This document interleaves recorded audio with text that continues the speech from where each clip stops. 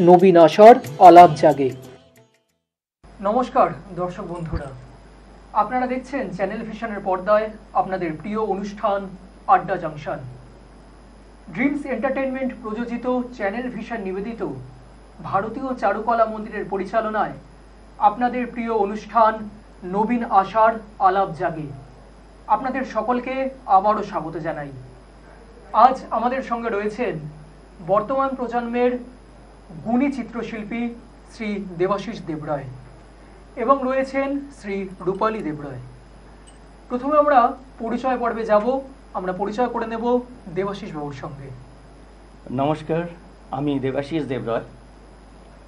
আমি একজন commercial artist. 2003 সালে আমি আমারই প্রতিষ্ঠিত একটি সংস্থা দেবাশিস দেবরায় আর্ট স্কুলে প্রতিষ্ঠা করি এবং সঙ্গে আমার আর্ট স্টুডিও ছিল। সঙ্গে সঙ্গে আমার আর্ট স্কুলের জার্নিটাও স্টার্ট হয় 2003 সালে। এটি একটি ওয়েস্ট বেঙ্গল গভর্নমেন্টের ট্রেড লাইসেন্স প্রাপ্ত সংস্থা। আমার সঙ্গে আমারই সহযোগী আছেন রূপালী দেবরায়। ও রবীন্দ্রভারতী ইউনিভার্সিটি থেকে মাস্টার্স করার পরে আমারই সঙ্গে ও আমারই সংস্থায় অ্যাজ এ সহযোগী অ্যাডমিনিস্ট্রেশন দায়িত্ব পালন করেন। এবং আমার স্টুডেন্টস লাইফের কথা একটু জানেন। আমি ক্যালকাটা ইউনিভার্সিটি থেকে পাস আউট করার পরে আমার গ্র্যাজুয়েশন কমপ্লিট করার পরে আমার ফাইন আর্টসের ফিল্ডে জার্নি স্টার্ট হয় এবং এক্ষেত্রে দুটি সংস্থার নাম খুবই উল্লেখযোগ্য যারা আমাকে আমার ফাইন আর্টসের ফিল্ডে জার্নিতে খুবই হেল্প করেছে। প্রথমত হলো আমার দুটি আর্ট কলেজ, একটি হচ্ছে কলকাতার একাডেমি অফ ফাইন আর্টস এবং দ্বিতীয়টি হলো কলকাতা রবীন্দ্রভারতী ইউনিভার্সিটি। আমার লাইফে প্রভূত একটা সাফল্যর একটা ছাপ রেখেছে। এই দুটো ইউনিভার্সিটি ডেফিনেটলি আমার লাইফের একটা বড় ভূমিকা রেখেছে এবং সময়ের সঙ্গে তাল মিলিয়ে আমি মাল্টিমিডিয়া স্পেশালাইজেশন করি এবং সেখানে গ্রাফিক ডিজাইন, অ্যানিমেশন এগুলো নিয়ে আমি পড়াশোনা কমপ্লিট করি এবং সেখানেও ডিপ্লোমা কমপ্লিট করি পেন্টাসফট টেকনোলজিস থেকে। এবং আমার একটু এবার কর্মজীবনের কথা বলি। আমার কর্মজীবন স্টার্ট হয় as a commercial artist advertising agency দিয়ে এবং তারপর আগামী দিনে বিভিন্ন এমএনসিতে, মাল্টিন্যাশনাল কোম্পানি ডিফারেন্ট আছে, সেখানে আমি কাজ করি এবং কাজের সুবাদে আমি ধীরে ধীরে as a commercial artist, graphic designer, multimedia artist, as a FX artist, animator, 2D and 3D both ফিল্ডেই আমি কাজ করেছি এবং আস্তে আস্তে অ্যাজ এ আর্ট ডিরেক্টর আমি অ্যাডভার্টাইজিং এজেন্সিতে ছিলাম। যেহেতু মিডিয়া হাউসে অলরেডি কাজ করেছি আমি, তো মিডিয়া হাউসে কাজ করার দৌলতে আমার বিভিন্ন শিল্পকর্ম বিভিন্ন প্রথম সারির টেলিভিশন চ্যানেল সেগুলো অলরেডি সম্প্রচারিত হয়েছে এবং প্রথম সারির যেটা ডেইলি নিউজ পেপার আছে যেমন আনন্দবাজার পত্রিকা, বর্তমান, টেলিগ্রাফ, টাইমস অফ ইন্ডিয়া, এগুলোতেও আমার কাজ প্রকাশিত হয়েছে। এবং আমি আজকের ডেটে যে আমার যে কাজকর্ম করছি সেক্ষেত্রে আমার যারা স্কুলের স্টুডেন্টরা আছে তাদেরও কাজকর্ম এই ডেইলি নিউজ পেপারগুলোতে কখনো জুনিয়রদের সেকশনে, আর যারা বড় স্টুডেন্টস আছে তাদের বিভিন্ন কাজকর্ম সেখানে প্রকাশিত হচ্ছে টাইম টু টাইম। আচ্ছা, এই ছবি আঁকার জীবনে যে আপনার আশা, ছবি আঁকার জীবনে আপনার আশাটা কিভাবে? ছবি আঁকার জীবনের যে একদম প্রথম দিকের কথা যদি বলি, সেক্ষেত্রে যখন একেবারে বাচ্চা হিসেবে তখন তো মানুষ তো নিজেকে আইডেন্টিফাই করতে পারে না, শেডের টান যেটা বলে না, ন্যাচারালভাবে বিভিন্ন অবজেক্টকে দেখে তার শেডস কি সেটাকে অবজার্ভ করা, তো সেই জিনিসগুলি আমি করতাম 8-10 জন মানুষের মতো। তারপর আস্তে আস্তে ঠিক গ্র্যাজুয়েশন হতে হতে মানে 16-17 বছর হতে হতে নিজেকে আমি একটা প্রশ্ন করি যে এত মানুষ পৃথিবীতে আছে, এই মানুষগুলোর থেকে আমি আলাদা কোথায়? তো তখন এইটার উত্তর খুঁজতে গিয়ে আমি একটা পেলাম উত্তর, যেটা হচ্ছে বহু মানুষ যারা আছে যারা স্পেশালি রাইট হ্যান্ডেড পিপল, মানে যারা ওই ছবি আঁকার যে পার্ট নিয়ে যারা জন্মেছে, তো তারা স্পেশালি শেডসকে আলাদাভাবে অবজার্ভ করে। ঠিক আছে, আমরা যেভাবে একজন শিল্পীরা একটা সাধারণ মানুষ যেভাবে দেখে আর আমরা যারা শিল্পীরা দেখি, দুটোর মধ্যে আকাশ আর পাতাল পার্থক্য। তো সেই পার্থক্যর জায়গাটা আমি বয়সের সঙ্গে সঙ্গে অবজার্ভ করি যে এইটা আমার ন্যাচারাল একটা সাইডস যেটা কিনা আমার এই দিকে টানছে। তো সেই প্রতিভার ব্যাপারটা সন্ধান আমি তখনই পাই, এবং আস্তে আস্তে ঠিক করি যে আমার গ্র্যাজুয়েশন কমপ্লিট করার পরে আমি কিন্তু এই ফিল্ডেই থাকবো, এবং তখন আস্তে আস্তে আফটার গ্র্যাজুয়েশন আমার আর্ট কলেজের জার্নি স্টার্ট হয়, এবং ধীরে ধীরে আস্তে আস্তে আমার যা ফাইন আর্টস ফিল্ডের কর্মকাণ্ড, বিভিন্ন অ্যাডভার্টাইজিং এজেন্সি, এবং আস্তে আস্তে আমার স্কুল এবং বিভিন্ন এক্সিবিশন, এইভাবে বিভিন্ন জায়গায় যুক্ত হয়েছি। আঁকার যে আপনার যে পরিচয়টা দিলেন, ছবি আঁকার আপনার যে জীবন চলছে, আপনার কথা থেকে যে ব্যাপারটা উঠে এলো সেটা হচ্ছে শুধু যে ক্যানভাসের ছবি আঁকা সেটা নয়, আপনি বর্তমান প্রজন্মে অনেকটা টেকনোলজি নিয়ে কাজ করছেন। একদম, আপনি ছবি আঁকা এবং টেকনোলজির একটা মিশ্রণ ঘটাচ্ছেন। অনেকেই এখন বর্তমানে ছবি আঁকা বলতে যেটা বোঝে যে খাতার মধ্যে হয়তো পেন্সিল দিয়ে শুধু ছবি আঁকা বা ক্যানভাসের মধ্যে রং দিয়ে ছবি আঁকা, সেটা তো শুধু নয়, একটা নতুন একটা ধারা চলে এসেছে ছবি আঁকার, যেটা আপনাদের মতো মানুষরা নিয়ে আসছেন। একদম, এই ব্যাপারটা নিয়ে কি বলবেন? এই যে ছবি আঁকা যে শুধু খাতা পেনে নয়, এটা থেকে অ্যানিমেশন আসছে, আরো নতুন আরো অনেক প্রযুক্তি উঠে আসছে। একদম। এখানে আমি একটু বলে রাখি, যারা স্পেশালি মাল্টিমিডিয়া নিয়ে কাজ করতে চায় বা অ্যানিমেশন নিয়ে কাজ করছে, প্রচুর ইনস্টিটিউশনে অনেক সময় যারা স্টুডেন্টসরা আছে, তো এইটা কিন্তু একটা ফাইন আর্টসেরই ফিল্ড। আমরা যেমন কাগজে ছবি আঁকি, সেম আমি যে বিভিন্ন মাল্টিমিডিয়া যে অ্যাপ্লিকেশনসগুলো আছে সেখানে যখন কাজ করি, তো আমি আমার যে ল্যাপটপটায় কাজ করছি, ল্যাপটপটাকে কিন্তু অ্যাজ এ ক্যানভাস ফিল করছি, যেহেতু আমার ফাইন আর্টসের ফিল্ড আছে, সেখানে হয়তো কোনো একটা ক্যারেক্টার অ্যানিমেশন, একটা হয়তো অ্যানিমেশন মুভ করে বেরিয়ে যাচ্ছে, তো এই যে মুভমেন্টটাকে আমরা ক্যাপচার করছি, এইটা করার জন্য কিন্তু আমার কি সেই ফাইন আর্টসেরই কনসেপ্টকে কিন্তু ইউজ করছি।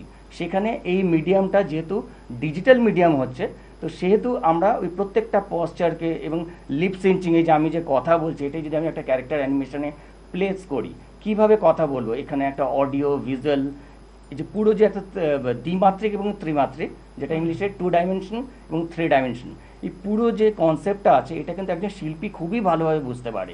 এবং আমার অবশ্যই মনে হয় যারা মাল্টিমিডিয়া নিয়ে কাজ করতে চায় বা যারা অ্যানিমেশন ফিল্ডে আসতে চায়, যারা গ্রাফিক ডিজাইনিং এবং অ্যানিমেশনস, আমি অ্যাকচুয়ালি এই ধরনের স্টুডেন্টস এই মুহূর্তে আমার ইনস্টিটিউশনে প্রচুর আছে যারা কিন্তু অলরেডি যুক্ত আছে, এবং তারা কিন্তু এই কাজগুলো শেখার জন্য আগে ছবি আঁকাটা খুব ইম্পর্টেন্ট, কারণ অ্যাপ্লিকেশন কিন্তু এগুলো নিজের থেকে বিল্ড করে না, আগে এগুলো হাতে ধরে ছবি আঁকাটা শিখতে হবে, তারপরে কিন্তু সেই অ্যানিমেশনের জার্নিটা হবে। যে ছবি আঁকতে পারে না, সে কিন্তু অ্যানিমেশনে ক্যারেক্টার মুভমেন্ট করতে পারবে না। ইম্পর্টেন্ট একটা কথা বলেন যে অনেকেই যারা শিশুরা ছোটবেলা থেকে কার্টুনটা খুব পছন্দ করে, একদম, আর তারা কার্টুনটা বানানোর চেষ্টা করে ছবির মানে খাতার মধ্যেও, অনেকেই হয়তো তাদেরকেও আগে থেকে হয়তো মানে বলে দেওয়া হয় অ্যানিমেশন শেখার জন্য বা অনেক কিছু, তার আগে তো আগে ছবি আঁকাটা আগে মাস্ট, ছবি আঁকা মানে যেটা লাইন ড্রয়িং জানাটা আগে সব থেকে আগে দরকার। একদম সিম্পল, যে স্কেচ করতে পারে না সে কখনো কিন্তু একটা অ্যানিমেশন ক্রিয়েট করতে পারবে না। তো সেই জন্য প্রাথমিক তার শর্ত হচ্ছে আগে তোমাকে ফাইন আর্টসের ফিল্ডে আগে ভালো মতো তৈরি হয়ে নিতে হবে, তারপর ডিজিটালি সেখানে যেতে হবে। এবং আমি নিজেও কিন্তু সেটাই করেছি, আমারও যে জার্নি, সেখানে কিন্তু আমার আগে ফাইন আর্টসের যে আর্ট কলেজের জার্নি কমপ্লিট করার পরে মাল্টিমিডিয়া নিয়ে আমি কিন্তু স্পেশালাইজেশন করেছি এবং সেটা নিয়ে এগিয়েছি, তাই না? তো এইটা কিন্তু একটা অন্যটার সঙ্গে রিলেটেড, যে ছবি আঁকতে যাই না তাও তো সে আর্ট সেন্সটাই ডেভেলপ করেনি, তাই না?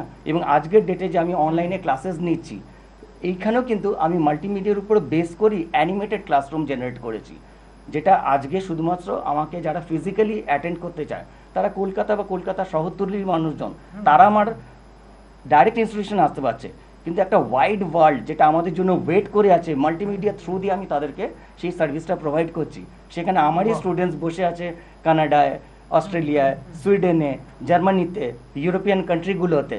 এইগুলো কিন্তু কোভিড আসার পরে কিন্তু সাংঘাতিক এক্সপ্যানশন হয়েছে, আমূল পরিবর্তন হয়েছে, একদম সাংঘাতিক। কারণ আমি যখন অনলাইনে যখন গেলাম, যখন অ্যাকচুয়ালি আমার অনলাইন ক্লাস তো অনেকদিন ধরেই করছি, কিন্তু কোভিড আসার পরে কি তখন বেসিক নিড হয়ে গিয়েছিল যে মানুষে তখন বাড়ি থেকে বেরোতে পারছে না, এবং সেই সময় আমি কিভাবে ওদের কারেকশন করবো, এই করবো, এর জন্য আমার একটা নিজস্ব প্যাটার্ন আমি ডিজিটাল অ্যানিমেশন উপর বেস করে আমি বানিয়েছিলাম। শুধু কি মানে অয়েল পেইন্টিং বা অ্যাক্রিলিক বা অ্যানিমেশন এছাড়া আর কি কি আপনি শেখাচ্ছেন আপনার একাডেমিতে?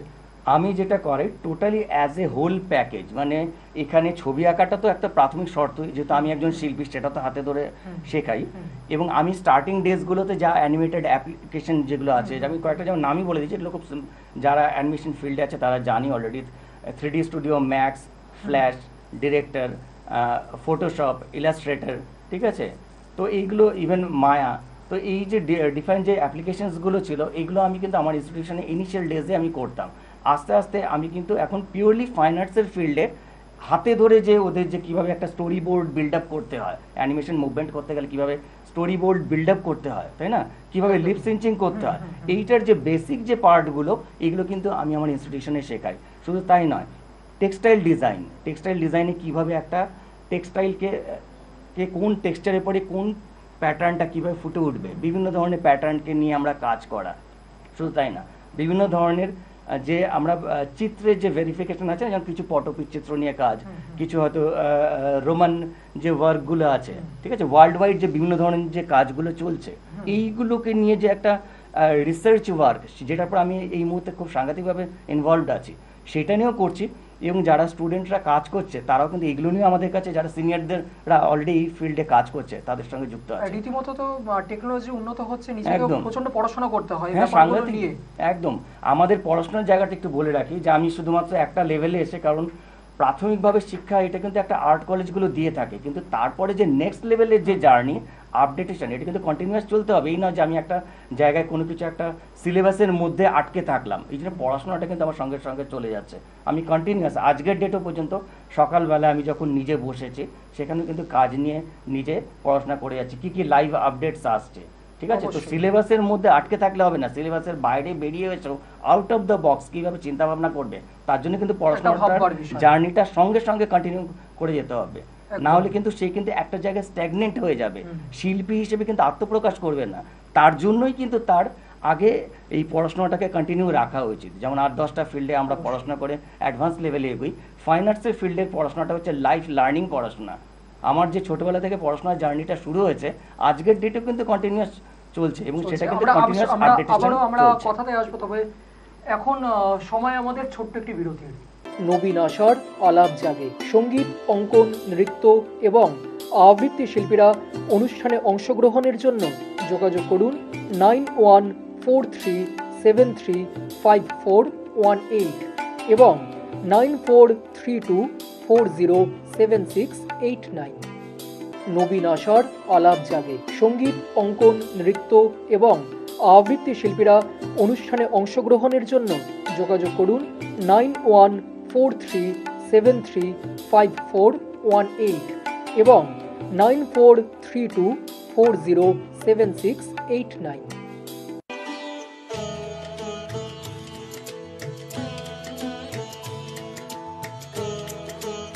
নবীন আশার আলাপ জাগে। আমরা বিরতির পরে আবারও ফিরে এলাম। আমরা কথাতে আবারও আসবো, তবে তার আগে আপনি দেবাশিস বাবু, আপনার যদি কিছু কাজ আপনি দর্শক বন্ধুদের কাছে তুলে ধরেন। আচ্ছা, আমার একটু কাজের ক্ষেত্রে আমি একটু রিসেন্ট কিছু ওয়ার্ক যেটা আছে আমি একটু দেখাবো। তার মধ্যে তো সব তো বই আনা সম্ভব নয়, কারণ প্রচুর কাজ করেছি। এইখানে আপনারা দেখছেন অলরেডি, এইটা একটা অয়েল পেইন্টিং এর ছবি, যেটা আপনারা দেখতে পাচ্ছেন এই মুহূর্তে স্ক্রিনে। এবং আমরা প্রচুর স্টিল লাইফ করাই, আমি তার জন্য একটু দেখাই। এই যে স্টিল লাইফটা আমি এখানে করেছি, এটা রিসেন্টলি করা। আমার কাশ্মীরে যখন আমি গিয়েছিলাম, তো তখন কাশ্মীরের ডাল লেকের সাইডে বসে এটাকে কিন্তু আমি পুরোটা করেছি। একটুখানি পুরোটাই যদি দেখানো যায়, উপরে যে স্কাইলাইন ওয়াক থেকে শুরু করে এগুলো সব কমপ্লিট করা হয়েছে। এবং আমি এখানে আরেকটা জিনিস একটু দেখাতে চাই, এইটা আমি যখন আঁকছিলাম, তো সেই আঁকা ডাল লেকের সাইডে আরু ভ্যালিতে, এইগুলো কিন্তু আমরা শুধুমাত্র সাধারণ মানুষ কি করে, শুধু ঘুরতে যায়, ছবি তোলে, চলে আসে। আর আমরা শিল্পীরা কি করি, সঙ্গে আমাদের ড্রয়িং কিট থাকে, তো সেই ড্রয়িং কিটে আমাদের এই ছবি থাকে।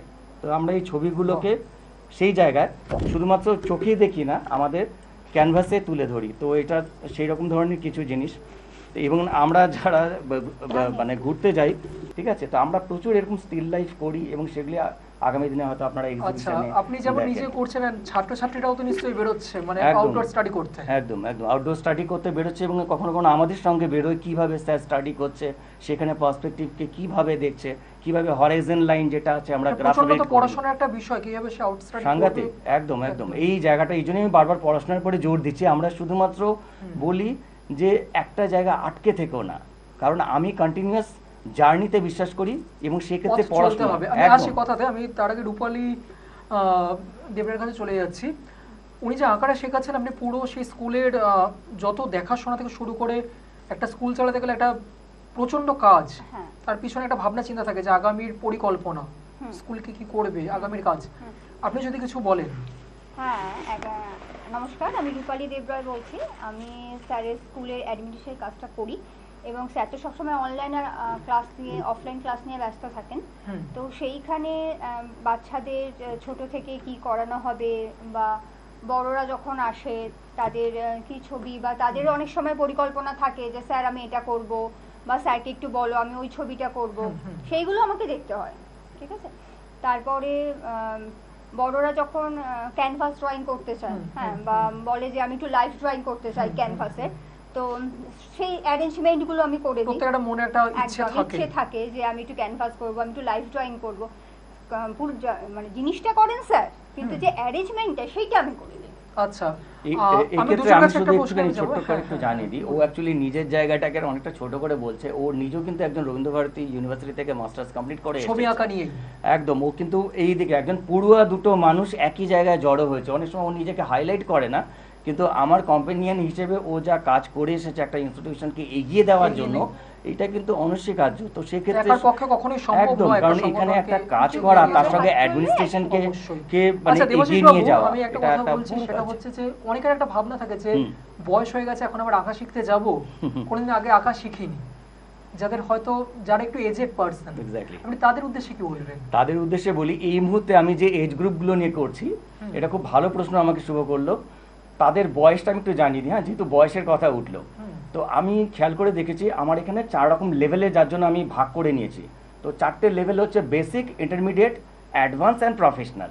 তো আমাদের এই প্রফেশনাল ক্যাটাগরি বা অ্যাডভান্স ক্যাটাগরিতে যারা আছে না, তাদের মোটামুটি বয়স হচ্ছে 40-এর উপরে, 50-এর উপরে, এবং কিছু মানুষ আছে যারা 60-এর উপরে।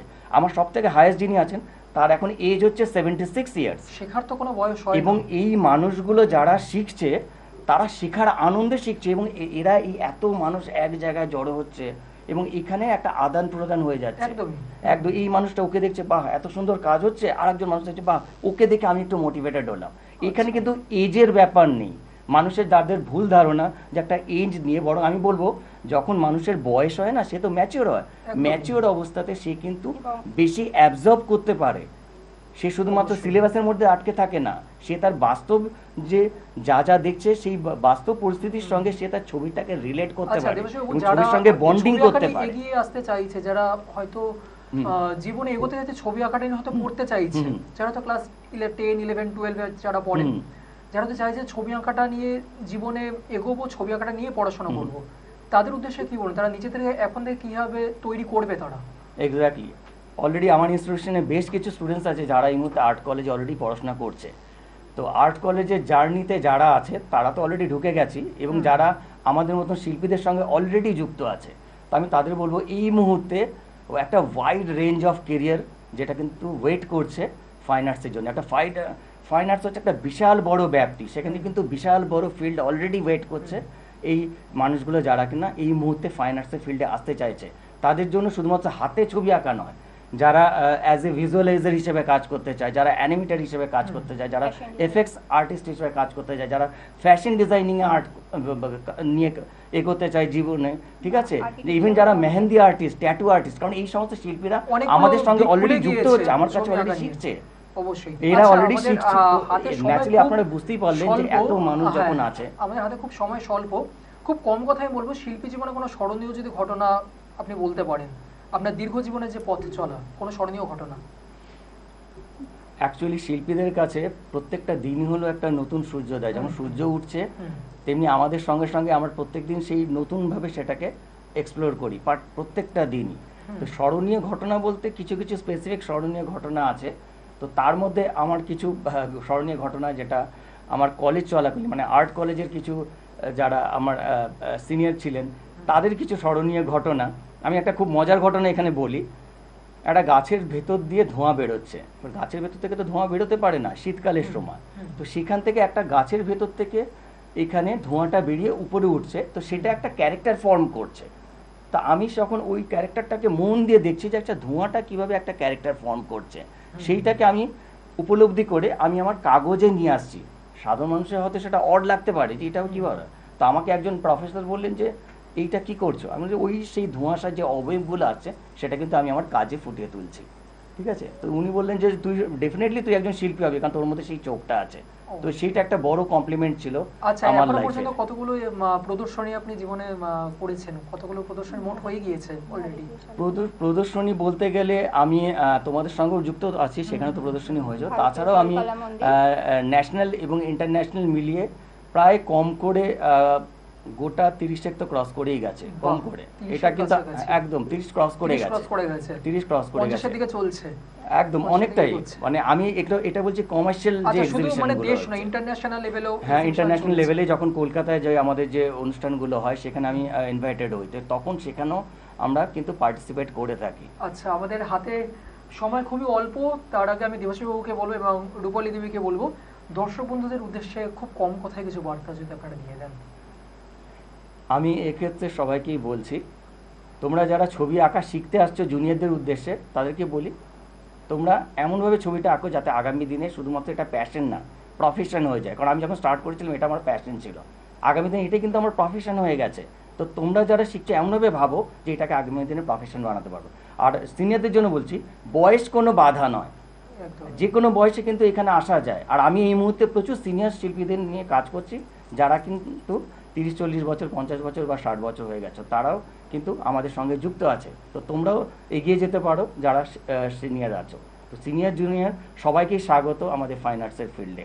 আমি অ্যাজ এ সিনিয়র শিল্পী সবাইকেই স্বাগত করি, কারণ যত মানুষ এই ফিল্ডে যুক্ত হবে তত সমৃদ্ধ হবে এই দুনিয়াটা।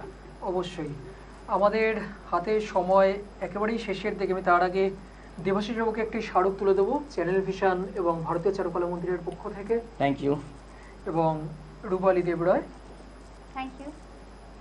আচ্ছা, এখানে একটু ইনস্টিটিউশনের নামের জায়গাটা আমি একটু হাইলাইট আচ্ছা। করবো, কারণ এতক্ষণ ধরে আমরা দেবাশিস কথা দেবরায় বললাম। Art school. এখানে একটু ইনস্টিটিউশনের নামের জায়গাটার উপর একটু হোল্ড করো। অসংখ্য ধন্যবাদ জানাই। আমাদের সঙ্গে আজ উপস্থিত ছিলেন চিত্রশিল্পী দেবাশিস দেবরায় এবং উপস্থিত ছিলেন চিত্রশিল্পী রূপালী দেবরায়। আপনাদের সঙ্গে আবার আমাদের দেখা হবে আগামী পর্বে। আমরা আশা করি খুব কম কথার মধ্যে আজকে সাক্ষাৎকারটা হলো। আমরা আশা করি আবারও দেবাশিস বাবুকে এবং রূপালী দেবরায় দুজনকেই আমরা পাবো আমাদের আবারের কোনো পর্বে। আপনাদের সকলের কাছ থেকে আমরা বিদায় চাইছি। আপনাদের সকলের সঙ্গে আবার দেখা হবে আগামী পর্বে। আপনারা দেখছিলেন ড্রিমস এন্টারটেইনমেন্ট প্রযোজিত, চ্যানেল ভিশন নিবেদিত ভারতীয় চারুকলা মন্দিরের পরিচালনায় নবীন আশার আলাপ জাগে। সকলে ভালো থাকবেন, সুস্থ থাকবেন। অসংখ্য ধন্যবাদ দর্শক বন্ধুদের যারা এতক্ষণ আমাদের সঙ্গে ছিলেন। ভালো থাকবেন, সুস্থ থাকবেন। নমস্কার। নমস্কার।